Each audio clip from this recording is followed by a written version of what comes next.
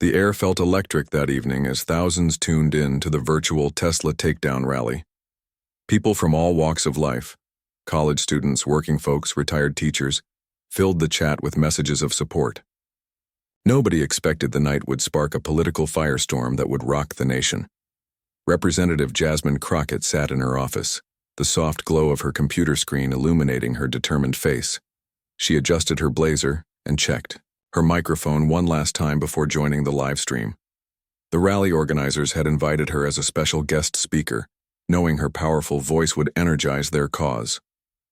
"Thank you all for being here tonight," she began, her voice steady and passionate. The Tesla takedown movement had been growing for months, with people concerned about Elon Musk's growing influence in government through his role in the Department of Government Efficiency, or DOGE as everyone called it. Many worried about what this meant for democracy when a billionaire businessman held such sway over public policy.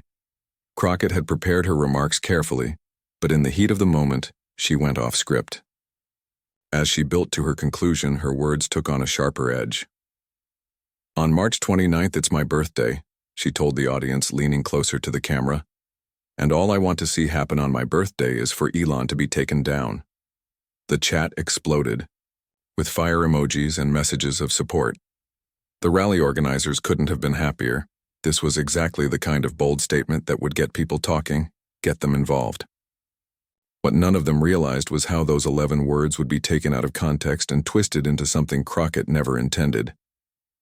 Behind the scenes, a staff member whispered, "That might have been a bit much," but Crockett waved away the concern. She continued her speech, clarifying that she meant peaceful protests, economic pressure through boycotts, and democratic oversight, totally legal activities protected by the First Amendment. "We know that we are peaceful, loving people," she emphasized, her voice now softer but no less passionate. "This is not about violence. This is about standing up for what's right, about making sure our government works for all people, not just the wealthy and well-connected." But in the digital age, context gets lost. Within hours, those 11 words, "All I want to see happen is for Elon to be taken down," were already spreading across social media like wildfire, stripped of everything that came before and after. The next morning, Crockett woke to her phone, buzzing nonstop with messages and notifications. Conservative media outlets had clipped her statement, playing those 11 seconds over and over without the surrounding context. The hashtag #Crockett threat was trending. "This is ridiculous," she told her chief of staff, who looked worried as she scrolled through the notifications. "They're acting like I called for something terrible when I was clearly talking about peaceful protest." What made the timing even worse was that overnight, someone had vandalized a Tesla showroom in Austin. No one was hurt, but photos of spray-painted cars and broken windows filled the morning news broadcasts, creating a false connection between Crockett's words and the vandalism. By noon, the story had reached the Justice Department. Attorney General Pam Bondi was in the middle of a briefing about domestic incidents when an aide slipped her a note with details about Crockett's comments and the Tesla vandalism. Bondi's eyes narrowed as she read the note. She'd been looking for a way to send a message, to draw a line in the sand. This seemed like the perfect opportunity. "Get me on Fox News this weekend," she told her communications director. "We need to address this immediately." Neither woman, not Crockett, not Bondi, realized they were about to become the main characters in a political drama that would divide the nation. Their confrontation would raise serious questions about free speech, political rhetoric, and the role of powerful corporations in American democracy. As evening fell that day, Crockett tried to enjoy dinner with friends, but her phone kept lighting up with messages. "It'll blow over," one friend reassured her. "People have such short attention spans these days." Little did they know, Attorney General Bondi was already preparing a response that would make sure this story stayed in the headlines for weeks to come. The battle lines were drawn, and the American public was about to witness a political showdown unlike anything they'd seen before. The morning after Representative Crockett's controversial rally speech, a series of disturbing events began unfolding across the country. News channels broadcast footage of a Tesla dealership in Houston with shattered windows. The camera panned slowly across charred remnants of what used to be sleek electric vehicles. Police officers in blue uniforms moved cautiously around the scene, collecting evidence while firefighters packed up their equipment. "We're treating this as a potential arson case," the police chief told reporters gathered behind yellow tape. "We can't confirm any connection to political statements at this time." But online, people were already making connections. Social media buzzed with side-by-side images of Crockett speaking at the rally and the damaged Tesla showroom. It didn't matter that the incidents had occurred in different cities or that no evidence linked them. Perception was becoming reality. By afternoon, reports emerged of similar incidents in Phoenix and Portland. At a Tesla charging station outside a shopping mall in Dallas, someone had spray-painted "Dog Doom" across the concrete in bright red letters. No one was hurt in any of these incidents, but fear was spreading among Tesla owners nationwide. In her Washington office, Attorney General Pam Bondi received hourly updates from field agents. She spread photographs across her polished desk, her face growing more concerned with each new report. This wasn't just vandalism anymore. This was coordinated action that could endanger lives. Something about the timing and pattern felt deliberate, orchestrated. "Get me the file on the Tesla takedown movement," she instructed her assistant, "and I want everything we have on Crockett's involvement." Within an hour, a thick folder landed on her desk. Bondi flipped through the pages, stopping occasionally to highlight sections or make notes in the margins. The movement had been growing for months, but never with violence as part of its stated goals. Their website specifically called for economic pressure, boycotts, divestment, and protests, not destruction of property. "This doesn't add up," she murmured, tapping her pen against the desk. Either someone within the movement had gone rogue, or outside agitators were using the movement as cover for their own agenda. Her phone rang. It was the president himself, calling from Air Force One. "Tell me you've got this under control, Pam," he said, his voice tense. "Musk just called me. He's furious, threatening to move Tesla operations overseas if we can't protect his business. I'm putting together a task force as we speak," Bondi replied, her voice steady despite the pressure. "And I'm going public with a warning. We need to cool down the rhetoric before someone gets hurt." After the call, Bondi summoned her communications team. "Book me on Sunday morning futures," she directed. "It's time to send a message." Meanwhile, Crockett was dealing with her own crisis. Her office phone rang nonstop, with reporters seeking comments and constituents expressing either support or outrage. Her social media accounts flooded with messages, some encouraging, many threatening. "You need to issue a statement," her press secretary urged. "Clear up what you meant. Distance yourself from the violence." Crockett nodded, but felt a knot in her stomach.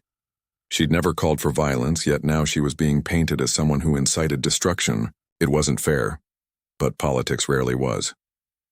That evening, as Bondi left her office, a reporter called out, "Attorney General, will you be pressing charges against Representative Crockett?" Bondi paused, choosing her words carefully. "We're investigating all aspects of these incidents. No one is above the law." The statement was deliberately vague, but the implication was clear enough to make headlines.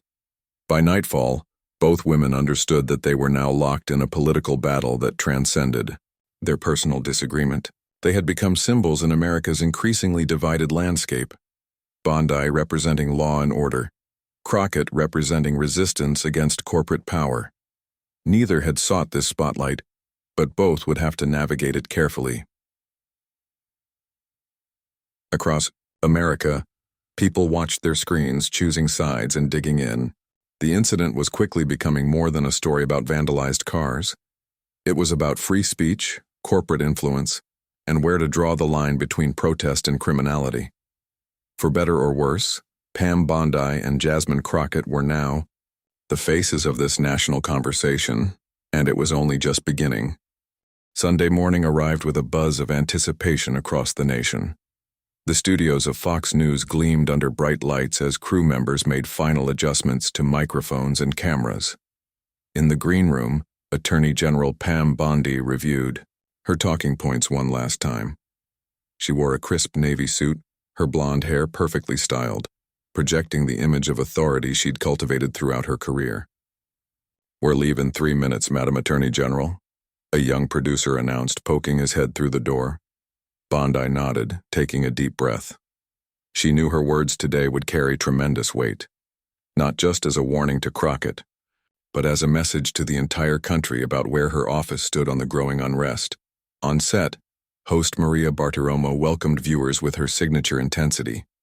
"This morning we're joined by Attorney General Pam Bondi to discuss the recent attacks on Tesla facilities across the country and what the Justice Department is doing to address what some are calling domestic terrorism." When the cameras turned to Bondi, she didn't waste time on pleasantries. "What we're seeing is deeply troubling," she began, her voice steady and deliberate. "These aren't random acts of vandalism. We're talking about coordinated attacks using incendiary devices that could have cost lives." Bartiromo nodded gravely before asking the question everyone was waiting for. "And what about Representative Crockett's comments? Do you see a connection between her call to take down Elon Musk and these attacks?" Bondi leaned forward slightly, her expression hardening. "Let me be very clear. When an elected official uses language like that, they need to understand the weight their words carry." Then came the moment that would dominate headlines for days to come. "She is an elected public official, so she needs to tread very carefully," Bondi declared, her voice dropping to emphasize each word. "Because nothing will happen to Elon Musk, and we are going to fight to protect all of the Tesla owners throughout this country." The statement hung in the air, not quite a threat but unmistakably a warning from the nation's top law enforcement officer to a sitting member of Congress. Across town, Crockett's phone began buzzing immediately. Her chief of staff burst into her home office, tablet in hand. "You need to see this," he said, queuing up the clip. Crockett watched in stunned silence, her coffee growing cold beside her. "She's threatening me," she finally said, voice barely above a whisper. "The Attorney General of the United States just threatened me on national television." By noon, the clip had gone viral. Legal experts debated whether Bondi had crossed a line by singling out a member of Congress. Civil liberties groups expressed alarm at what they saw as intimidation of protected speech. Conservative commentators praised Bondi for taking a strong stand against what they characterized as dangerous rhetoric. "The phones are ringing off the hook," Crockett's press secretary reported. "MSNBC, CNN, everyone wants your response. What do you want to do?" Crockett paced her living room, weighing her options. She could back down, issue an apology, clarify her remarks. It would be the safe choice, the politically expedient one. Or she could stand her ground, push back against what she saw as an abuse of power. "Book me on MSNBC tonight," she decided. If Bondi wants a fight, she's got one. Meanwhile, at the Justice Department, Bondi was receiving briefings on the latest developments. 3 suspects had been arrested in connection with the Tesla incidents, none with any clear ties to the Tesla takedown movement or to Crockett. "Should we clarify that there's no evidence linking the Congresswoman to these crimes?" a deputy suggested. Cautiously, Bondi shook her head. "My statement stands. She needs to mind her words, regardless of whether she personally influenced these specific individuals." As evening approached, both women prepared for the next round in their very public confrontation.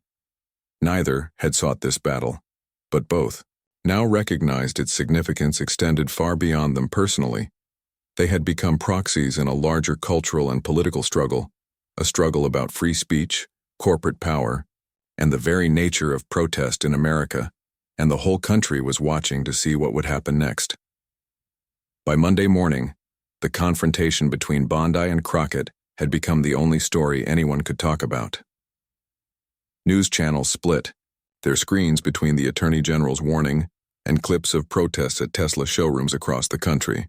Political analysts debated the implications while social media exploded with memes and hot takes from everyday people picking sides. In the White House press briefing room, reporters shouted questions about whether the president supported Bondi's comments. The press secretary tried to walk a careful line, neither endorsing nor condemning the Attorney General's remarks. "The president believes in both law and order and the constitutional right to free speech," she said, reading carefully from prepared notes. He trusts Attorney General Bondi's judgment and also respects the right of all members of Congress to advocate for their constituents. Nobody was satisfied with this non-answer, but it was clear the administration wanted to stay above the fray, while letting Bondi take the lead. Meanwhile, conservative media outlets turned Bondi into an overnight hero. Talk radio hosts praised her courage and backbone for standing up to what they called dangerous rhetoric. One popular host even suggested she should run for president one day. Finally, someone in Washington with the guts to say what needs saying, a caller exclaimed during a radio show with millions of listeners. These protests aren't peaceful. They're threats, plain and simple. On the other side, progressive outlets rallied behind Crockett, framing the story as an abuse of power by the Justice Department to silence legitimate criticism of a powerful billionaire. "This is what authoritarianism looks like," declared a popular progressive podcast host. The government using its law enforcement powers to intimidate a black congresswoman who dared to criticize one of the world's richest men. The tension reached new heights when a group of protesters gathered outside the Justice Department building, carrying signs with slogans like, "Protect speech, not billionaires," and "Bondi, who's justice?" Watching the coverage from her office, Bondi felt a mix of resolve and unease. She stood by her words but hadn't anticipated how quickly the situation would escalate. Her phone buzzed with a message from the president. "Need to talk. Call me." Across town, Crockett was in the middle of an emergency meeting with fellow House members who had rallied to her defense. Some urged caution and de-escalation, while others pushed for a more aggressive response. "This is bigger than just you now," said one veteran congressman. "This is about the separation of powers and whether the Justice Department can threaten members of Congress for protected speech." Crockett nodded, feeling the weight of the moment. What had started as a simple rally speech had morphed into a constitutional showdown. That afternoon, a joint statement from 50 law professors hit the news, condemning Bondi's remarks as a chilling intrusion on free speech and congressional independence. Meanwhile, 30 former Justice Department officials released their own letter supporting Bondi's appropriate warning against rhetoric that could incite violence. By evening, the divide had grown so deep that families argued over dinner tables, and friendships strained on social media. The country seemed unable to agree even on basic facts. Was Crockett advocating violence? Was Bondi abusing her power? The truth felt increasingly subjective, depending on which channel you watched or which websites you visited. As night fell, both women prepared for major television appearances the next day, Bondi on Hannity, Crockett on Rachel Maddow. Each knew their words would be scrutinized, clipped, shared, and analyzed.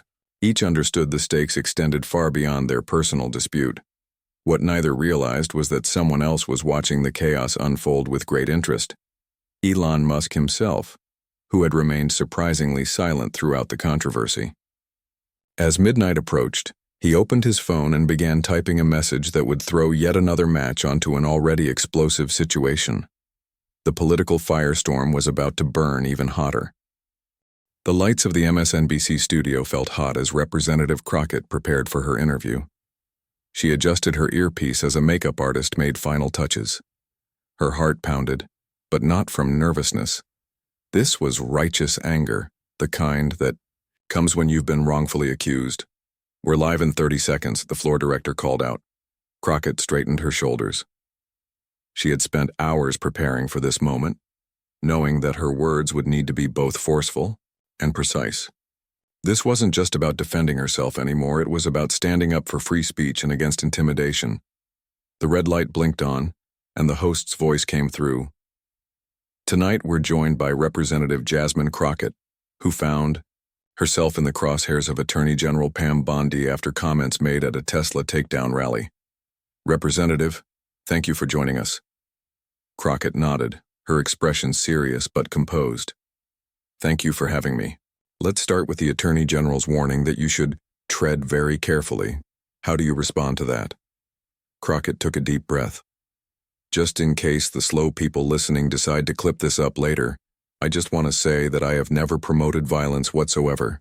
Yet I've also never made excuses for those violent actors, such as the ones on January 6th. She leaned forward slightly, her voice growing more passionate but remaining steady. What I find truly troubling is an attorney general who uses her office to threaten a duly elected member of Congress for speaking at a perfectly legal rally about legitimate concerns many Americans share. The host nodded, following up. The attorney general suggested your words could incite violence against Tesla owners. Do you believe there's any merit to that claim? Absolutely not, Crockett replied without hesitation. I specifically told people during that rally to adhere to all local laws. We were talking about economic pressure, boycotts, protests, voting with our dollars. That's as American as apple pie. She paused, then added with a hint of fire in her eyes. And let me ask you this. Where was this concern for dangerous rhetoric when the former president was telling supporters the election was stolen? Where was Pam Bondi's warning then? As the interview continued, viewers across America were glued to their screens. In living rooms and bars, on phones and tablets, people watched as Crockett methodically dismantled the accusations against her, turning the tables on her accuser without ever losing her composure. So Pam Bondi, if you have an issue with terrorism, she concluded, maybe you should talk to your boss about locking back up those guys that he let out that participated in January 6th. The clip went viral almost instantly. Within an hour, our Crockett response was trending nationwide. Her supporters celebrated what they saw as a perfect takedown, smart, substantive, and unapologetic. She didn't just defend herself, she went on offense, a political commentator noted on a late-night wrap-up show. This is how you respond to intimidation. Meanwhile, in her apartment, Bondi watched the interview with growing frustration. She had expected Crockett to back down, to clarify or soften her previous remarks. Instead, the Congresswoman had doubled down and turned the accusation back on the administration. Bondi's phone rang. It was the president again. This isn't going away, he said without preamble. We need to decide. Do we escalate or de-escalate? Bondi paced her living room, thinking through the options. Escalation meant more pressure, possibly even an investigation. De-escalation meant backing down, which could be seen as weakness. Give me until tomorrow, she replied. I'm scheduled. For Hannity. Let me see if I can reframe this without backing down. After hanging up, she sat down at her kitchen table, notebook in hand. This had become more than she'd bargained for. What began as a warning against rhetoric that she genuinely believed could incite violence had morphed into a political battle with no easy way out. Across town, Crockett was receiving congratulatory calls from colleagues and friends. But as the adrenaline of the interview wore off, she too felt the weight of what was happening. This fight would leave marks on both their careers, regardless of who won in the public eye.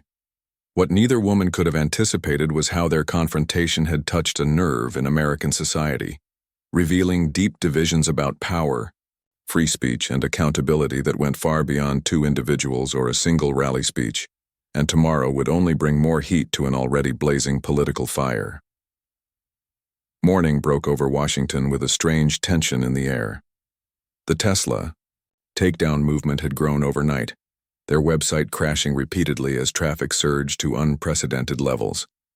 What had started as a fringe protest movement against one billionaire's influence in government had transformed into something much bigger, a nationwide conversation about corporate power, free speech, and the limits of protest.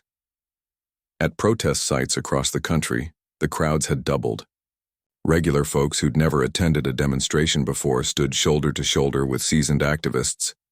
Outside a Tesla showroom in Chicago, a gray-haired teacher held a sign that read, "Corporations Government," while beside her, a young mechanic chanted through a bullhorn. Neither considered themselves political radicals, but something about this moment had pulled them from their homes into the streets. "I never thought I'd be out here protesting," the teacher told a local reporter. "But when I saw the Attorney General threatening a member of Congress for speaking at a rally, I knew I couldn't stay silent." Similar scenes played out in Boston, Los Angeles, and dozens of other cities. The movement's website had published a statement overnight. "Elon Musk is destroying our democracy, and he's using the fortune he built at Tesla to do it. We are taking action at Tesla to stop Musk's illegal coup. Strong words certainly, but still clearly calling for economic and political pressure, not violence. A distinction that seemed increasingly lost in the heated rhetoric from both sides. In her kitchen that morning, Bondi scrolled through news reports on her tablet while sipping black coffee. The Justice Department had confirmed 3 arrests connected to the Tesla incidents, but preliminary investigations showed no ties to the organized protest movement or to Crockett. This complicated matters. If the violence wasn't connected to the movement or the Congresswoman's words, her warning looked increasingly like political intimidation rather than law enforcement. Her aide called with updates. "Ma'am, we're getting pressure from both directions. Half the Republican caucus wants you to double down on Hannity tonight, maybe even hint at an investigation. The other half thinks we should find a way to dial this back without looking weak." Bondi rubbed her temples, feeling a headache coming on. "What about the White House?" "They're keeping their distance," the aide admitted. "Publicly supporting you, but privately suggesting we find an off-ramp." Across town, Crockett faced her own dilemma. Her fiery MSNBC appearance had galvanized supporters, but also raised the stakes. Some colleagues urged caution, warning that further escalation could derail her rising political career. Others pushed her to press her advantage, to file an ethics complaint against Bondi for abusing her office. "The calls for the March 29 protest are growing by the hour," her chief of staff reported. "They're estimating over 500 events worldwide now. This is getting bigger than anyone anticipated." Crockett nodded slowly. "And have there been any more violent incidents?" "None connected to the official protests, but the media is still lumping everything together." As both women prepared for their evening television appearances, neither fully grasped how their personal confrontation had tapped into deeper currents in American life. This wasn't just about Bondi and Crockett anymore, or even about Musk and Tesla. It had become a focal point for long-simmering tensions about wealth inequality, corporate influence in politics, and whether peaceful protest still had power in modern America. And the night was still young. Hannity was preparing tough questions for Bondi, while Musk himself had finally broken his silence with a cryptic social media post that simply read, "The truth comes out tomorrow. Sleep well, America." The nation held its breath, wondering what new twist this political drama would take next. The morning of what many were calling the final showdown arrived with an unusual quiet in Washington. The previous night's television appearances had only deepened the divide. On Hannity, Attorney General Bondi had doubled down, suggesting that the Justice Department might need to investigate whether Crockett's comments constituted incitement. Meanwhile, on late-night talk shows, comedians and commentators overwhelmingly sided with Crockett, turning Bondi into the butt of jokes about government overreach. As dawn broke, both women woke to news that would change everything. The FBI had made a breakthrough overnight. 3 people arrested for the Tesla attacks weren't connected to the protest movement at all. They were members of a rival electric vehicle startup hoping to damage Tesla's reputation and stock price. Their detailed confession had been released to the press along with security footage showing them at multiple attack sites. For Bondi, this revelation was devastating. Her entire case against Crockett had been built on the assumption that her words had inspired violence against Tesla. With that link broken, her warnings now appeared politically motivated, rather than based on legitimate law enforcement concerns. Inside the White House, phones rang nonstop as advisors debated how to respond. The president, watching coverage from the Oval Office, shook his head. "She overplayed her hand," he told his chief of staff, "but we can't throw her under the bus." Just as the day couldn't get more complicated, Elon Musk finally broke his silence with more than his cryptic promise from the previous night. His lengthy social media post surprised everyone.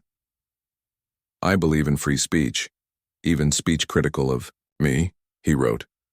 "While I disagree with Representative Crockett's views on my role in government, I defend her right to express them without fear of government intimidation. The Attorney General's focus should be on actual criminals, not political opponents."